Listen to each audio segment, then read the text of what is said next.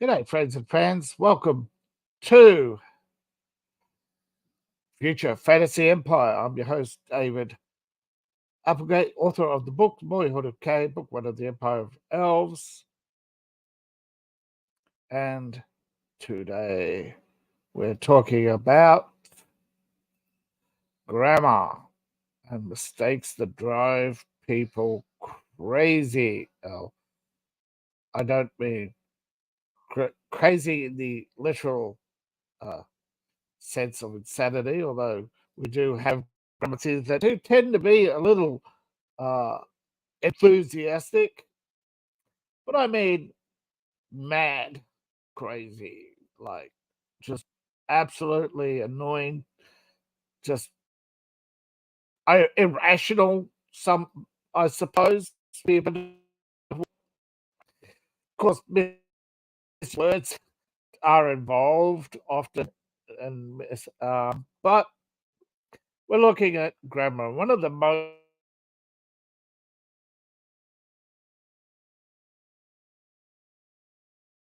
only be used for dialogue, and then if you're actually saying in quotes, you actually mean single quotes. But for some reason, the rabbit ears have come to mean in quotes. But actually, to quote somebody, use quotation marks, which are single, and dialogue using double quotation marks. In other words, it is using less instead of fewer. Less is the things that are measured in units, like time or distance. Fewer are objects that are counted. Misuse commas. Introductory statements like it's raining, comma. Hello there, comma. Often commas are left out more and more these days, particularly in lists for some reason. And now a lot of people also leave the comma in front of and. You do not use a comma in front of and unless it's part of a list. Now, even some AIs get this wrong, and this has been pointed out. Again, some of these have been fixed. ProWritingAid says to don't actually respond to when they're given tips, but they do update all the time.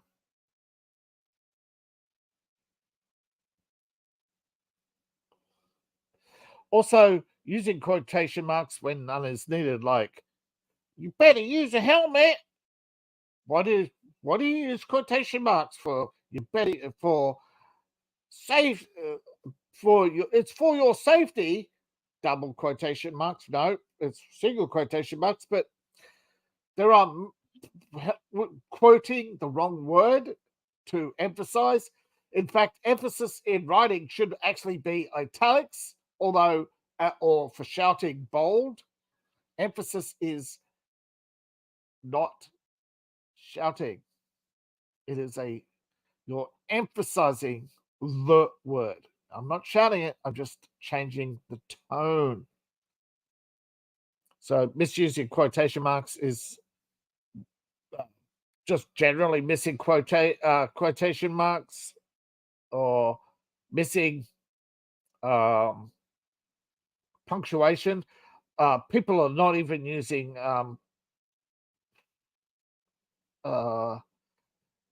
when they want to emphasize the word, instead of emphasizing a word using singular text, you can emphasize the whole statement. He exclaimed. Slightly louder voice, stress. Please, I beg you. That yet no exclamation mark. What's going on here? Because misspelling you are and your. I think you're beautiful. Using Y-O-U-R instead of Y-O-U apostrophe R-E. I mean, Y-O-U apostrophe R-E, sorry. Misplaced modifiers. Putting the modifier, yeah.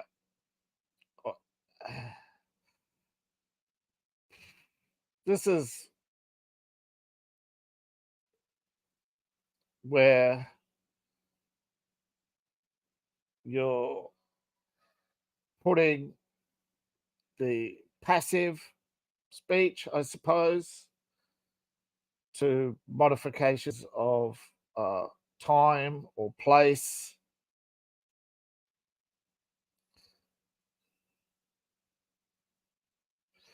like saying it's a lot. 10 years is an awfully long time.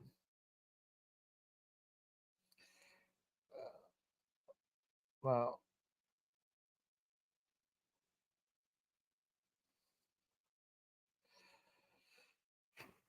it's just very obscure, rare. A lot of people don't pick up on that, but it's just so common that it actually feels like natural speech, but you're supposed to actually put the modifier first. And then, of course, it seems now hard and strange, but an awfully long time is 10 years. You're supposed to define the modification and what it, you know, now subject, noun, verbs, adjectives, you don't say, although you actually do say the sky is blue. I mean, it's, although it's supposed to say that is the blue sky. It's just the passive language has become so commonplace, although a lot of people don't actually say passive language is grammatically incorrect. It's, I don't know. It is listed as a thing that annoys people.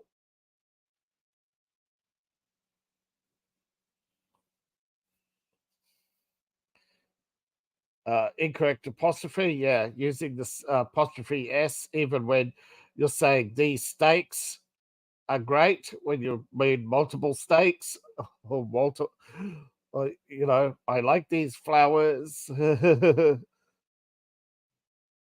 These are the most beautiful flowers. These are, but of course, sorry, that's wrong. Uh, just for some reason, people put the apostrophe in, and I don't get it. I don't get why a lot of spell checkers don't pick up on that either. The use of apostrophe is supposed to denounce these are your my steaks are cold, or steak is cold instead of my steak is cold. So my steak's cold. Again, misuse of the apostrophe s, like it's and it is, like cutting out the it is cold. That's perfectly fine. But saying my steak's cold and then putting apostrophe s, that's wrong. Yeah, people don't pick up on that. Um,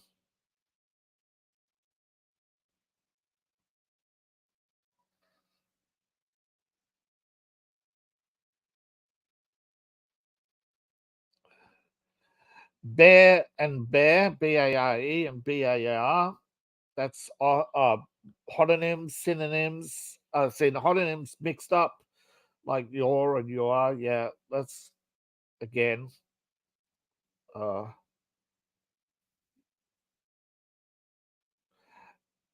Now, apparently, a lot of the time, every day and every day with a space between every day are most commonly misused. Um, Again, it's like someone and everyone. So they put every day. They're actually two words, not one. Whereas someone and something is actually one word. And whereas for some reason, some spell checkers now put that as one word and two words. It does. There are so many subtle grammars that we're not all Hemingway, so but apparently those mix-ups and again, it comes down to passive voice, active voice, all those things. They really annoy some people, particularly the serial comma. It's the most left out comma, like uh, Super Friends, Batman, Superman, and Wonder Woman. Most people only have a comma between Batman and Superman instead of Batman, comma, Superman, comma, and Wonder Woman. But no and before the comma unless in a list. Remember? Unless.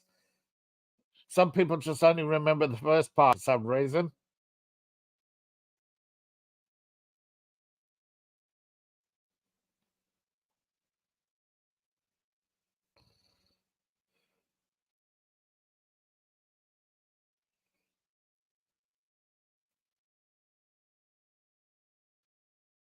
Alarmed and alarm.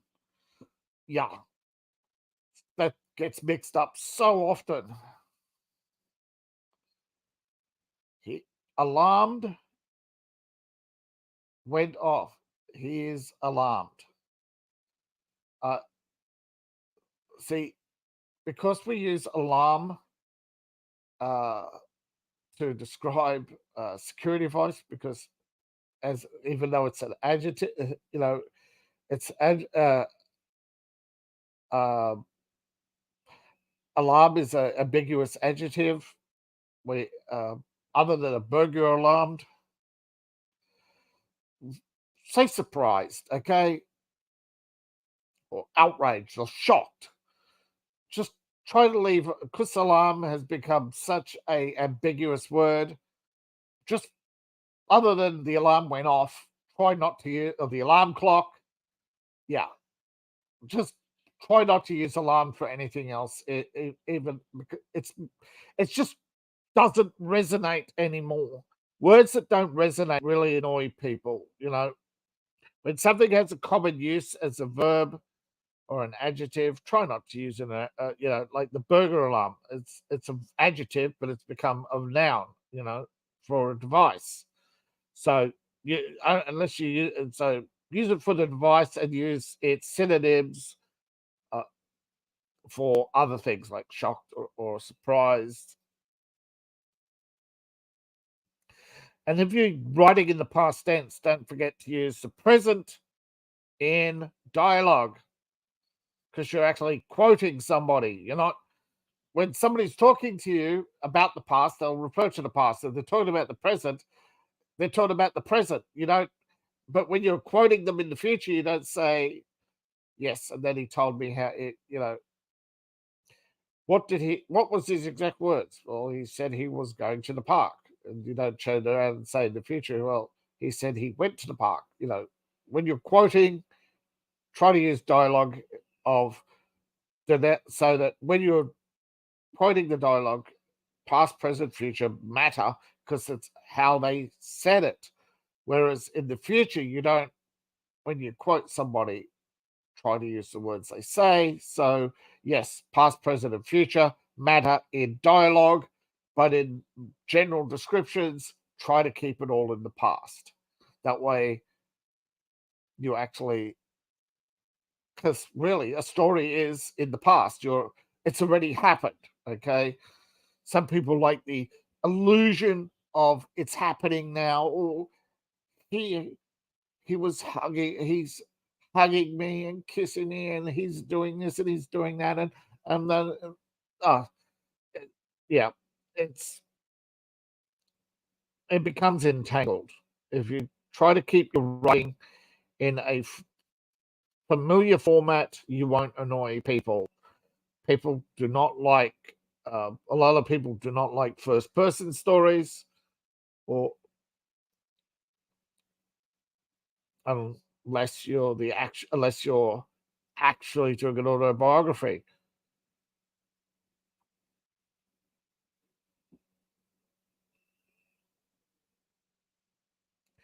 Another, yeah, I think I did this. Misquoted.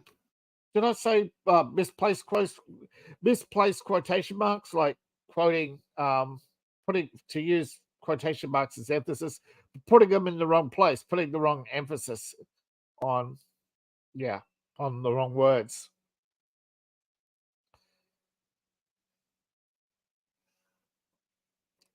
Slang or misused words, like saying jive instead of jibe, man instead of ma'am. For some reason, that comes up so often. It's scary. Uh, I'm not talking about pronouns, and I'm not talking about somebody who identifies as a woman being misgendered. That's a political topic. I'm talking about so often people forget the gender of their characters, or for some reason, spell checkers say, oops, they change ma'am to man because the MA apostrophe AN. Some spell checkers don't like it. And because some modern spell checkers do think ma'am is an outdated word. So, of course, you can't write a period piece because outdated words. It's fucking ridiculous. You have to. Now,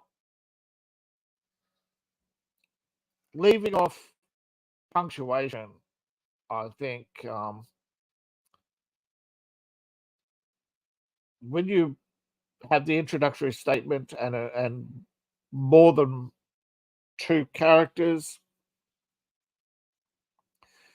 and then and so you have people leaving out people overusing pronouns. The general rule of a pronoun is pronouns. You have the introductory statement. You have the name, the proper noun.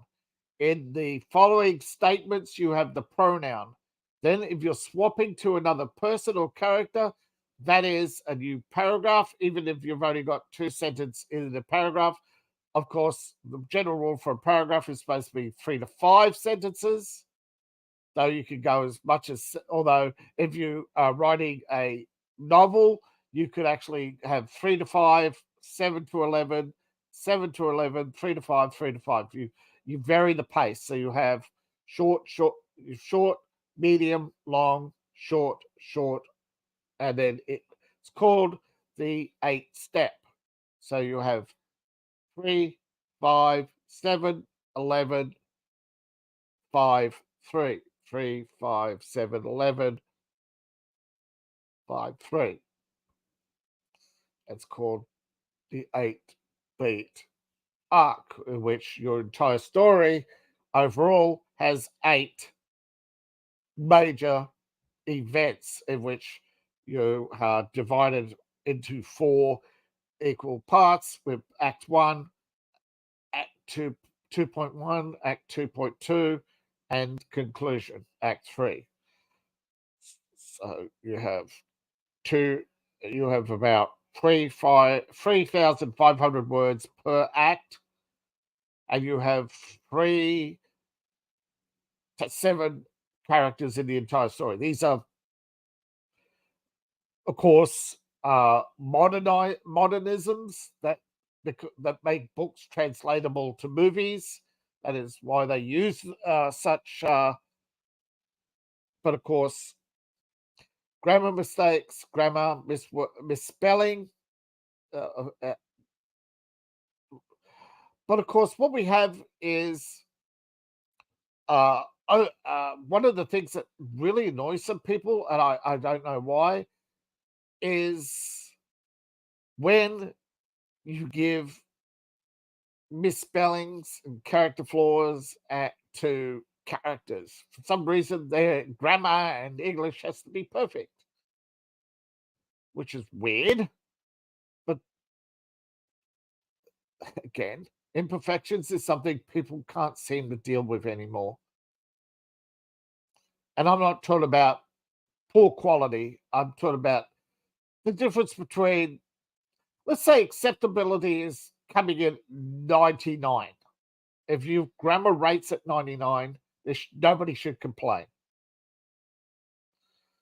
Right?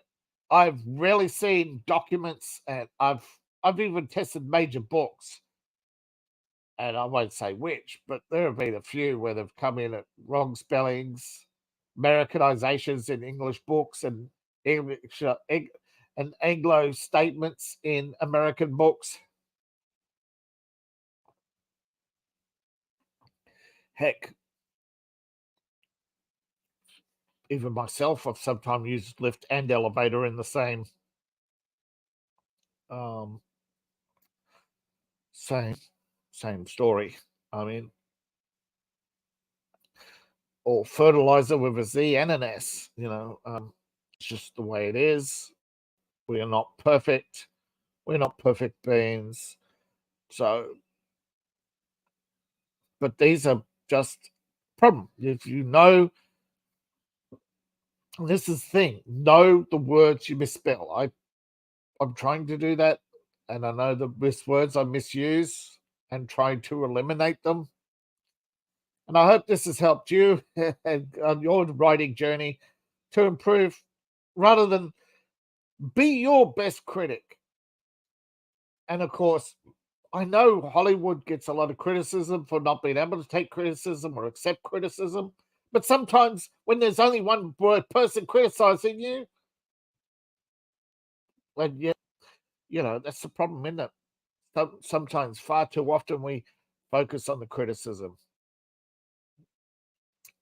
I wish there was a way to measure happy medium, but with the lowering of standards today in Hollywood, perhaps holding a few to a higher standard because they are multi-million-dollar projects, that there should be multiple editors, and whereas a self-published author should be 98 99 should be near enough is good. Should not worry about one or two little grammar mistakes or complaining about one comma out of place. But some people do. But it's when they become repetitive, I suppose, and they're glaringly obvious mistakes, like using an apostrophe S when you don't need it instead of is. That's ridiculous. That is a big glaring mistake. My steak's cold. My steak is cold. Please. Those little things do drive people crazy because they're not right. And they're not right. But yeah, most of the time, I think you can establish people's grammar as wrong and use that to give characterization. But yeah, in genuine writing, just try to remember that grammar mistakes do drive some people crazy, and they're often the cause of bad reviews. You just have to live with it.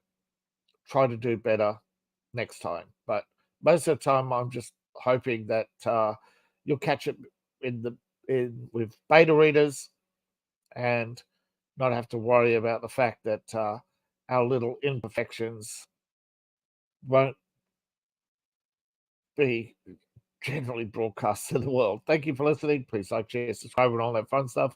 I appreciate each and every one of you. Please support the channel. Links are in the description below. My book is in my link tree. Thank you to all those who've bought my book. Please support my Patreon. Thank you for those who've been checking it out recently. And I hope that at least some of you will subscribe and help support my writing. The money from my Patreon goes to buying covers and art, which will be coming out in a future art book. Thank you for listening. I'll see you all in the next video.